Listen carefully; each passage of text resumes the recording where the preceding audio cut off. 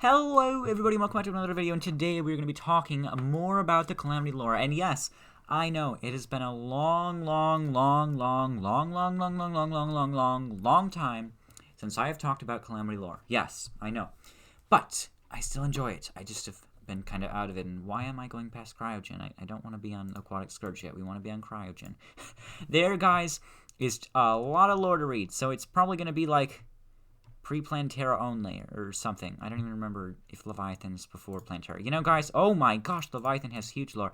We are going up to the Siren, which is just after the Leviathan. So we're not doing Astrum Aureus, no Astrum Deus, no Plagrian Goliath, no Ravager, anything after that. So none of that, okay? We're just doing Siren, Leviathan, Calamitas, Aquatic Scourge, the Brimstone Elemental, and Cryogen. And just for a little reminder here, guys, sorry I'm getting really slow into this, but I will be even making an even more condensed kind of thing with like maybe an animation in the background where it's just like, hey guys, this is what for the first thing how it's like explaining the Desert Scourge, say, it'll like instead of reading the lore, it'll be like, there once was this worm that was going around and he was in the water, but then the desert dried up because, you know, Yarm's pretty stupid, and then suddenly, oh yeah, looks like it's dried up and this worm was dried up too, and now he's a dry worm.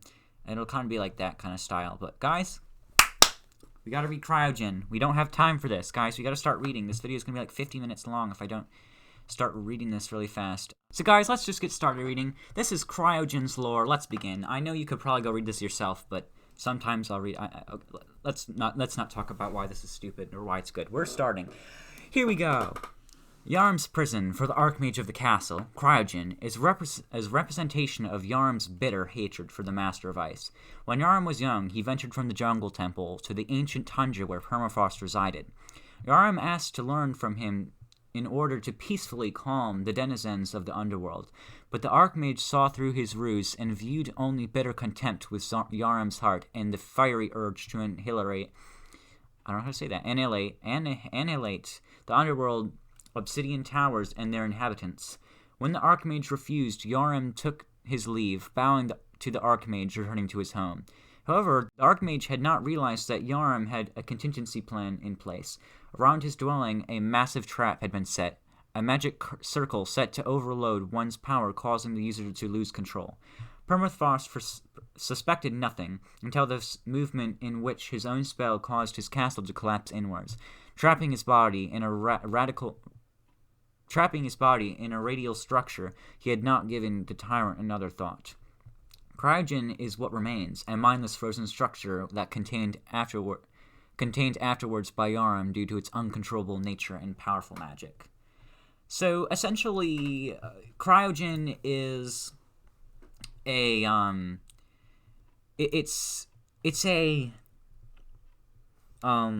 Cryogen is a ball of ice. Imagine, okay, think of it this way. Permafrost, there's a mage, right? You get Permafrost for killing Cryogen. Imagine this mage, Yarm tries to get your magic, and you're like, oh crap.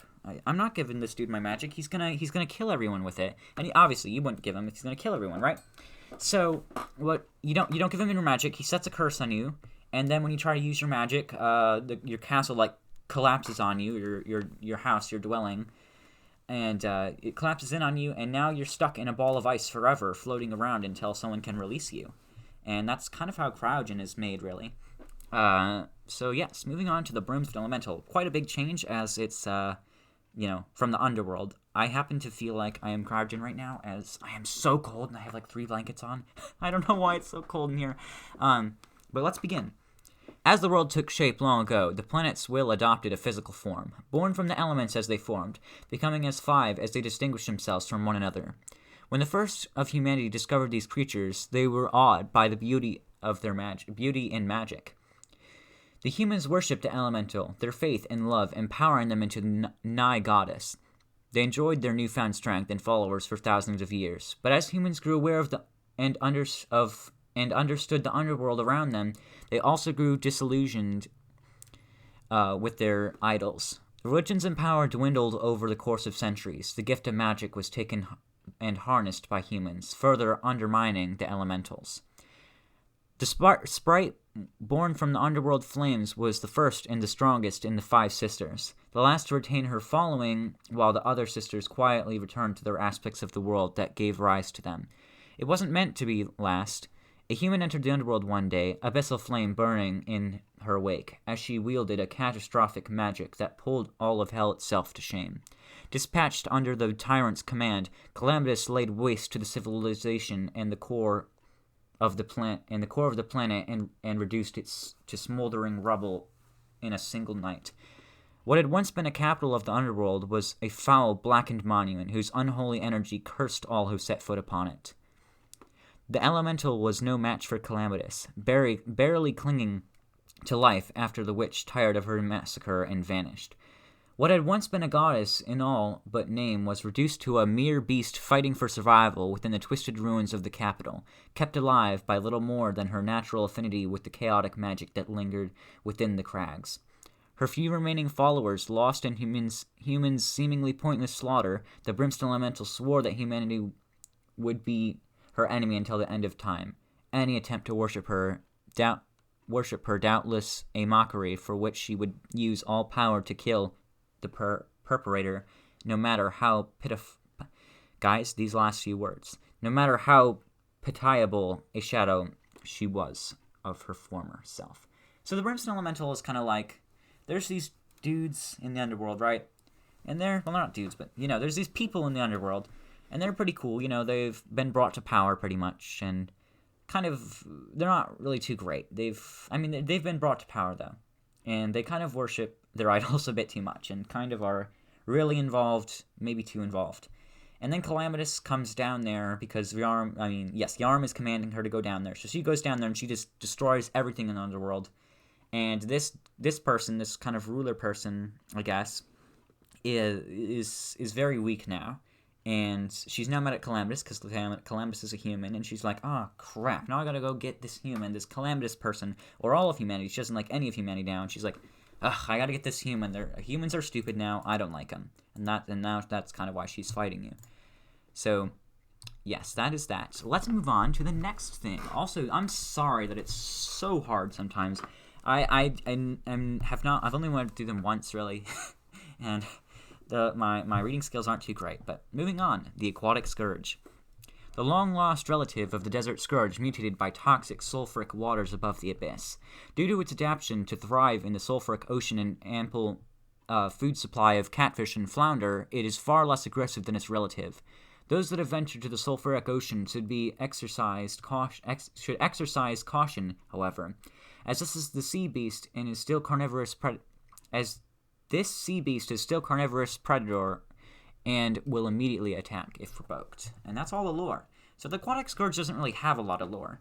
But basically what it is it's just the watered version, the non-dried out version of the...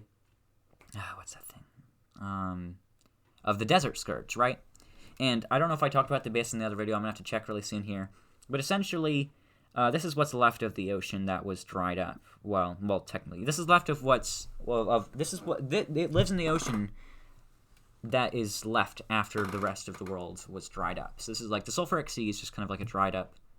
I did talk about it, right? But the sulfuric sea is just kind of a dried up wasteland of what used to exist, because Yarm, I'm getting far here now, but Yarm dumps all of his things in there. So he's like, I just killed 3,000 people, let's just dump them into the abyss. It's like his trash bin. So yeah, and that's where the Aquatic Scourge is. And it's not trying to kill you, really. I mean, it is, obviously, but only if it's provoked. It just wants to stay alive, really. It doesn't want to die, it just wants to stay alive. And if you're making it be hard and trying to kill it, then it's going to kill you, Okay. But, moving on to Calamitas. Now, this is the not Supreme Calamitas, keep in mind. This is normal Calamitas, actually, is Leviathan past Planetara, guys? I don't know, we're still going to Siren. Here we go. Calamitas. Absolute mastery over the forces of darkness. Enough magical power to reduce the whole oceans to barren deserts. The bane of the underworld. It was the great reason that such a powerful witch, whose very little title became anonymous with the disaster she heralded, was considered the prized jewel of Yarm's world-conquering forces. If she were to rebel, she would slaughter anything Yarm threw at her unless he himself confronted her, and even then, the outcome was questionable.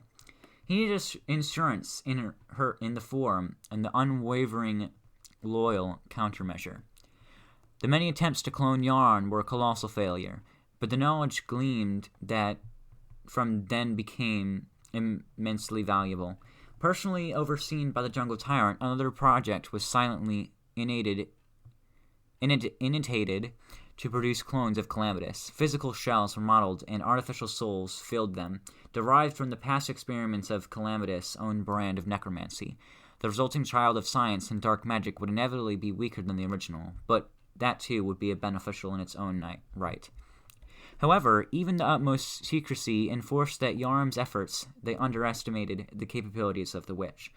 When the project's lead necromancer was lost in a disaster, gathering souls from the depths of hell, Calamitas took an interest in the skilled mage's demise and personally dredged his soul from the void of death.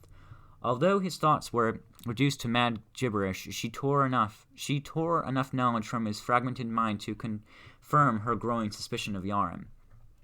The tyrant's fear was realized. She betrayed him, loosed into the Temple of Calamitas, then reactivated Golem's trial of chaos, swept through their hidden laboratory and the breaches of developing clone's containment.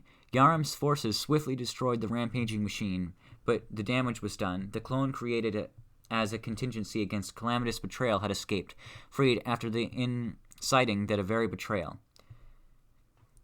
The replica aimlessly roams the night with no purpose and with no will and no purpose, knowing nothing to act and fight exactly as it was designed to from birth. Calamitas, guys.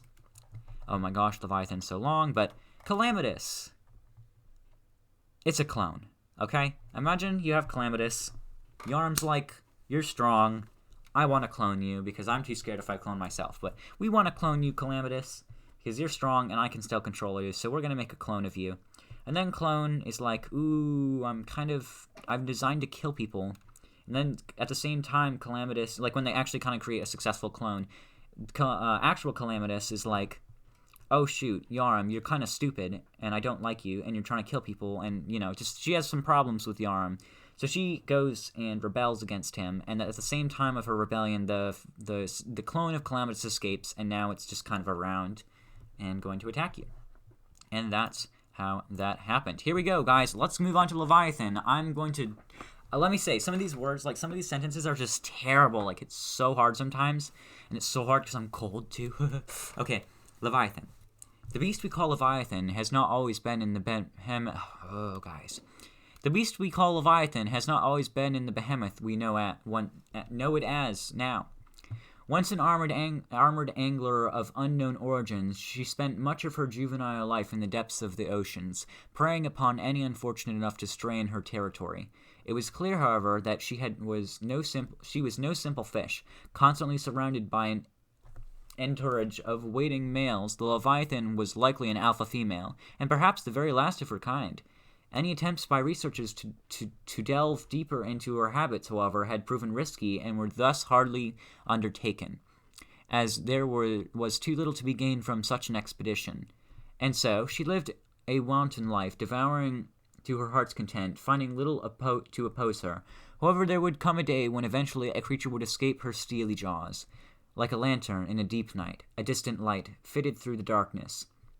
However foolish it was to draw attention to oneself in that ebony pit, it seemed that the creature was ignorant of dangers, or foolishly confident.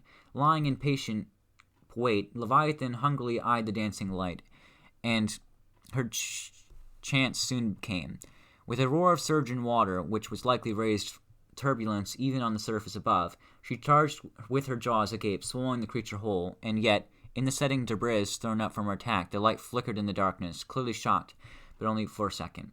As it soon departed, having learned from the dangers of the deep, the Leviathan herself lay stunned, for none had escaped her so frivolously from her maw before.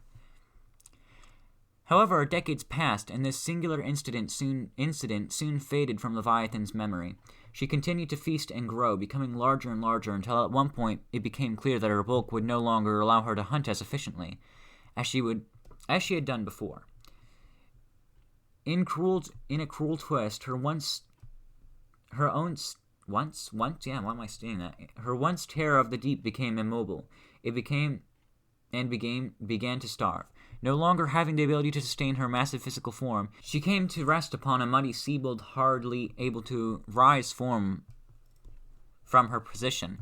Had anyone come across her at this point, they might have mistaken her gargantuan form resting upon the seabed as a geological structure, so encrusted with barnacles and other ocean flotsam from age she was. And as Leviathan began to close its eyes, perhaps for the final time, in its dimming vision it saw a dancing light. The light flitted through the obsidian waters like a lantern in deep night, and the memory from all those years ago resurfaced. Angry and desperate, the Leviathan somehow found the energy to pull its massive form from the seabed,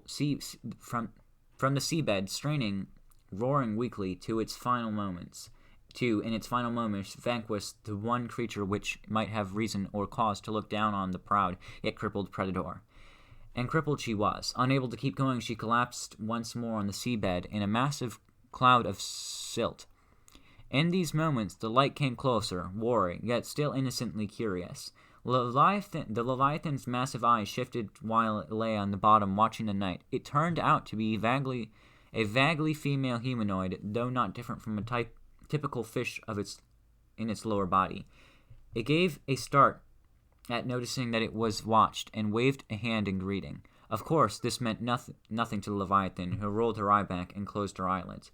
She would now rather be left to die in peace. Yet after a period of time, unmeasuring from the Leviathan's perspective, as she had long since lost track of such trivial things, she felt something brushing her scarred snout. Once again, opening her eyes, she saw the creature which had visited her before. From her arms, a massive trawler's net behind her, filled with fish and attached to drowned fishermen, who had likely once called that net their own. The creature smiled upon seeing that the Leviathan had noticed her.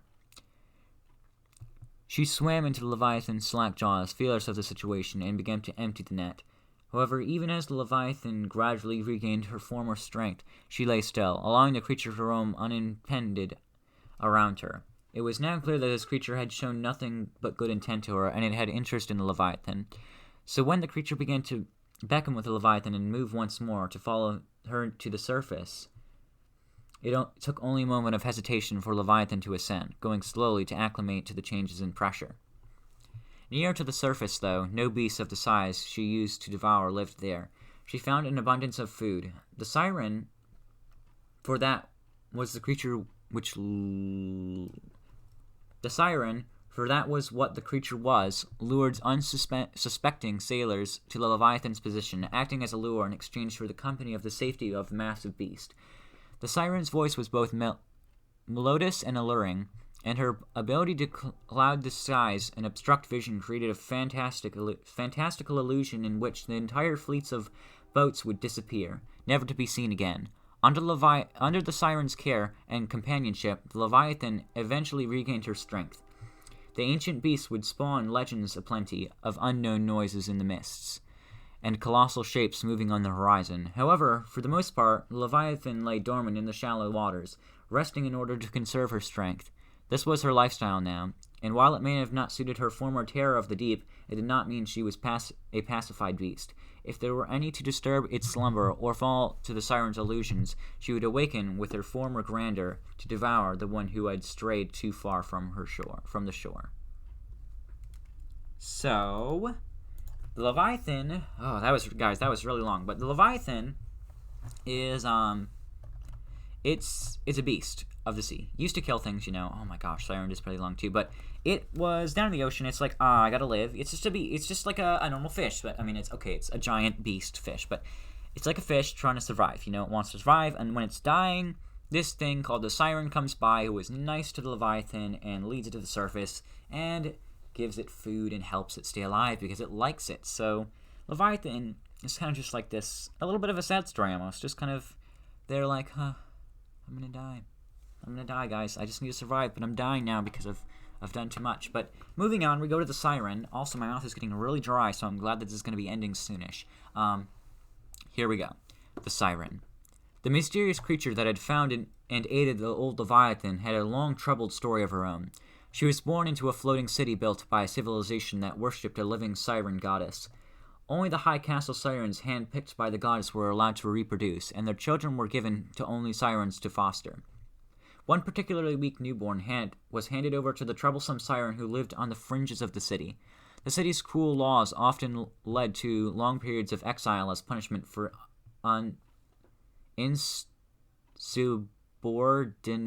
insubordination or other troubles, and the elites believed that raising a child could help reform this Siren's spirit. The outcast Siren accepted the feeble child and gave her the name Nalin. I'm going to say Nalin, guys. We're going to hope it's right. Growing up on the outside of the city norm, Nalin experienced very unusual childhood compared to a typical Siren. After learning the twisted law of her species and the experiences her own parent, Nalin grew to despise this group, beginning to consider it a cult. The elite of the city determined that Nahalin's upbringing and her attitude were unacceptable. Nahalin was only 14 when she returned home to find two zealots standing over the crumpled corpse of her mother. They bound her and brought her back to the city for cult indoctrination, gagging her when she screamed and rebelled. Nahalin spent the next several years serving the Siren cult, feigning obedience and climbing the ranks in hopes that one day she would escape her waking nightmare. She would prepare for years to grasp her chance. The chance would soon come, disguised as a catastrophe. I can't say catastrophe, guys. Catastrophe. The city was prone to whims of the ocean currents, and one day drifted near the mouth of a massive abyss. Knowing full well the dangers of the deep, the worshippers immediately took action, closing off their open streets and propelling their home further into the mouth of the cave. However, it was too late. Rising from the darkness, a massive beast, a true Leviathan, roared in the displeasure. It would take all that they had to even escape alive from its jaws. Nalin would take advantage of this. Earlier that day, she had been entrusted with guard duty in the inner temple by the elites who had assumed her indoctrination was successful. It had been her chance to steal power from a powerful weapon and make an escape. This was only made easier by the Leviathan's rage. As massive tremors rumbled through the halls, most of the surrounding guards barked orders in confusion, and many left to help defend the walls. In seconds, she had been left alone in her area to guard the inner sanctum. Only those who were in possession of the two keys to the sacred weapon were left behind, panicked and hopelessly frightened. Nalin, however, had nothing to lose compared to those who had lived decadent and opulent lifestyles with the temple complex. In a flash, she had slammed her spear into the back of one's helmet, knocking them unconscious, and turning the corner, buried it into the gullet of another, pinning them to the stone. Still gritting her teeth in determination, she tore the key to pieces from their necks. I can't read right now. Still gritting her teeth in determination, she tore the key pieces from their necks, even as the rubble tumbled from the ceiling above, hurriedly assembled them, opening the door to the mythical trident, Atlantis. Without hesitation, she grasped the weapon in her hand, snapping it from its pedestal. A surge of power flowed through her as she felt Siren's powerful affinity with the water coursing through her body. She heard shouts from outside. Another guard, probably also in heaven, abandoning their post, rushed inside. Without hesitation, she spun the trident so its prongs pointed straight towards the unfortunate guard. The pressure surrounding her dropped with a lurch, and the sound of shrieking metal mixed with screams filled the air as the guard's armor collapsed in on itself. Turning her back on the bloody scene, she willed the water within the chamber to burst the temple walls like an eggshell. Finally, she was free, amidst the chaos of the city, as the Leviathan tore through its walls, and the sudden realization that she had been betrayed. Nalin shot upwards, aiming to reach the sun of the world above, the freedom it represented to her. Later on, she would have time to stop and remember. Later, she would have time to stop, and remembering the creature who had allowed her to escape, she vowed that if ever Leviathan would need aid, she would assist them in any way she could. So, guys, that is it for this part. Leviathan, Siren is like Leviathan technically saved its life by getting stuff to eat because it wants to stay alive and it wants to kill people, I guess. But because that happened and it allowed it to escape from the terrible, terrible people, the Siren, right? Nahalin, or the Siren, is able to escape, and now it wants to with Leviathan because it technically saved its life, and now they are together. So that's a nice story, right? Moving on, we do have more. Did we read the Sulphur Sea last time, guys? I'm pretty sure we did. I don't know if we read the Brimstone Crag. I'm going to need to pause this and see if we read everything, guys.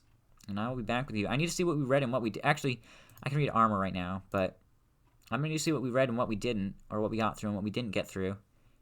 And yes, guys, I will be back with you guys. Guys, we read the Brimstone Crag. I just found it. Okay, we're going to Astral Infection, guys. This is hard mode. The Astral Infection. If you don't know how this is made, it's a hard mode thing that happens, and you'll get it when I read Ostrom Days. And actually, no, guys, we're not reading Astral Infection. Because I want to read it when I read the Ostrom Days and Ostrom Aureus. That's when I want to read that. But guys, we're going to do one last thing, which is Daedalus Armor. Here we go. It's very short. Having removed the impurities from the scrap beneath the frozen tundra, the ally once used to create the inventor Daedalus holds many of its original qualities. Though noticeably dulled by the centuries spent encased in ice, despite the fact that it was never intended for battle during its conceptualization, its notable strength and versatility lends it credit as equipment with considerable power. I think, did Permafrost make it, guys? I do have to read Permafrost as well. But I think Permafrost made it. I can't actually remember describing lore, but I can't remember what it is. This is, like, so stupid to me. Whatever. I really hope my auto thing is still recording. You better be recording. Okay, it's been 32 minutes. Whatever. The Archmage forgot. We gotta read the name. Permafrost. The Archmage Permafrost was once renewed as the greatest wizard of all lands. Born into a wealthy family with access to innumerable tomes and scrolls detailing mundane and magnificent magic alike, he studied tirelessly and etched its name into history by pioneering the creation of several spellcasting systems. However, this growing pride as brilliant mage revolutionized magic and was dashed as he enlisted in the army. Shattered as he witnessed his advancements used both sides to butcher the other with ever greater ease, in even more horrifying ways. Permafrost withdrew quietly as the war raged on. He collected all the literatures of his family and took them to the snow-covered mountains, where he created a frozen castle to guard the knowledge that from those which would abuse such power. Rumors of the Archmage and its vast library of forbidden forbidden knowledge in the castle of ice spread, drawing earnest scholars and wicked men alike to him. Permafrost's perception of the others sharpened until he could read their intentions with the slightest glance, and in his decades of seclusion and the thousands that approached him, only a few select possessed an integrity that assured the Archmage his teaching was not be misused. When Yarm, recently crowned as the ruler of the jungle, set foot in the castle of ice and asked the Archmage's guidance, Permafrost had already all but judged him completely. A brief talk betrayed the nature of Yarm's rise to the throne and confirmed his character. Permafrost refused, and Yarm never told him that his refusal would be the Archmage's last interaction with another human for many generations. So I already kind of explained Permafrost earlier, but Permafrost is essentially this dude. He lives in the ice biome, and he has lots of knowledge. He knows a lot of stuff, and he uses that to create powerful things. Not really intentionally, though. He just wants to make stuff because it's fun, kind of. Or not really, but he's not making it for fighting. He's just making it to make it, kind of, like, for the good of people. He doesn't want to make things to kill people. He wants to make things for the good of people. He's a truly good guy. But when Yarm comes to him, Yarm comes up. He wants it. Permafrost doesn't let him. He is trapped in ice forever. But guys, that's going to be it. I am actually out of time here, as well as just meeting my goal here. But that is going to be it. If I'm not stupid, I will edit in the stuff so you guys can read along with me. So you can read the lore in little pictures along with me. So you don't have to just sit there and not be able to read the lore. Even if it's a little small. Sorry, guys. But that's going to be the end of the video. I hope you enjoyed it. Again, when this video is over, or when all of the lore reading is over, I will be moving on to a an animated series or something of that sort. So yes, guys, that's going to be it for today. I hope you enjoyed it. Please like the video if you like it, share it if you liked it, and subscribe if you're new out here. And I'll see you all in the next one. Bye!